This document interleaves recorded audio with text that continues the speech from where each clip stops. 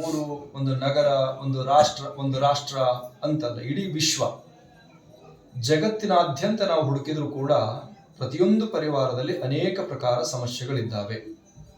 ಒಬ್ಬರದು ಸ್ವಲ್ಪ ಜಾಸ್ತಿ ಇರಬಹುದು, ಒಬ್ಬರದು ಕಡಿಮೆ ಇರಬಹುದು. ಅನೇಕ ಪ್ರಕಾರ ಸಮಸ್ಯೆ, ದುಃಖ, ಆರೋಗ್ಯ ಸಮಸ್ಯೆ, ಮಾನಸಿಕ ಸಮಸ್ಯೆ, ಶಾರೀರಿಕ ತೊಂದರೆ, ಕೌಟುಂಬಿಕ ತೊಂದರೆ, ಉದ್ಯೋಗ ತೊಂದರೆ, ವ್ಯವಹಾರ ತೊಂದರೆ, ವೈವಾಹಿಕ ತೊಂದರೆ, ಸಂತಾನ ತೊಂದರೆ, ಅನೇಕ ಪ್ರಕಾರ ತೊಂದರೆಗಳಲ್ಲಿ, ಸಂಕಷ್ಟಗಳಲ್ಲಿ ಮನುಷ್ಯ ಮುಳುಗಿರ್ತಾನೆ.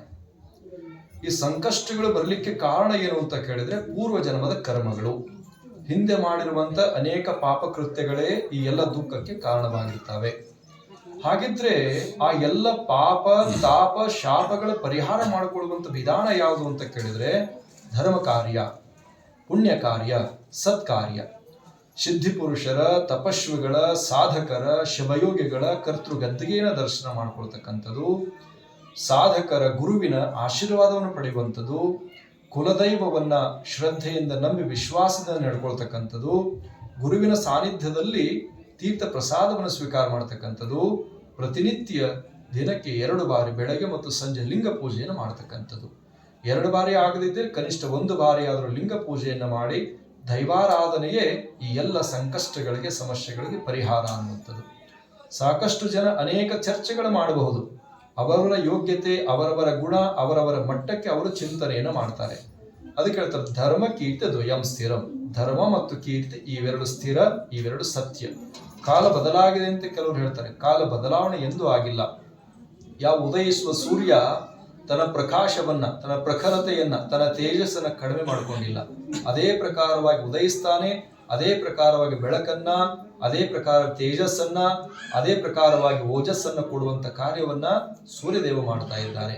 ಶುದ್ಧ ಚಂದ್ರ, ಶುಕ್ಲ ಪಕ್ಷದ ಚಂದ್ರ ಯಾವತ್ತು ವೃದ್ಧಿ ಆಗ್ತಾ ಹೋಗ್ತಾ ಇದ್ದಾನೆ, ಬಹುಳ ಚಂದ್ರ ಕ್ಷೀಣನಾಗ್ತಾ ಹೋಗ್ತಾ ಇದ್ದಾನೆ. ಇವತ್ತೆಲ್ಲ ಯುಗ ಯುಗದಿಂದಲೂ ಕೂಡ ಬಂದಂತ ಪರಂಪರೆ ಇದು. ಆನಂತರದಲ್ಲಿ ಸುಳಿದು ಸೂಸುವಂತ ಗಾಳಿ ಪ್ರತಿಯೊಬ್ಬರಿಗೂ ಕೂಡ ಜೀವನಕ್ಕೆ ಆಧಾರ. ಆದ್ರೆ ಯಾರ ಕಣ್ಣಿಗೂ ಕಾಣಲ್ಲ. ಹಿಂದೂ ಕಂಡಿಲ್ಲ, ಇವತ್ತು ಕಾಣಲ್ಲ, ಇವತ್ತು ಕಾಣ್ತಾ ಇಲ್ಲ, ಮುಂದೆ ಕಾಣಲ್ಲ. ಇದು ಗಾಳಿಯ ವಿಶೇಷತೆ.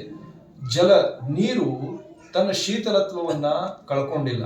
ಭೂಮಿ ತನ್ನ ಸೌಗಂಧವನ್ನ ಕಳ್ಕೊಂಡಿಲ್ಲ. ಆ ಭೂಮಿಯಲ್ಲಿ ಬಿತ್ತಿದಾಗ ಬೆಳೆ ಹಿಂದೆ ಬರ್ತಿದ್ವು, ಇವತ್ತು ಬರ್ತವೆ, ಮುಂದೆ ಬರ್ತವೆ.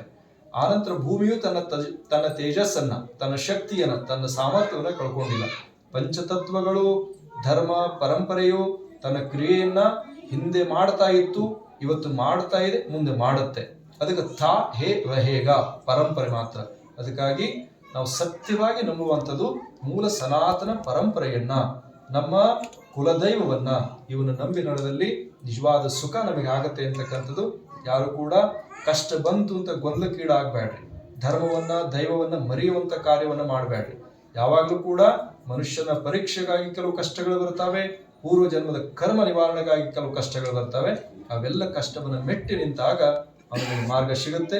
ಎಲ್ಲರಿಗೂ ಒಳ್ಳೆಯದಾಗಲಿ.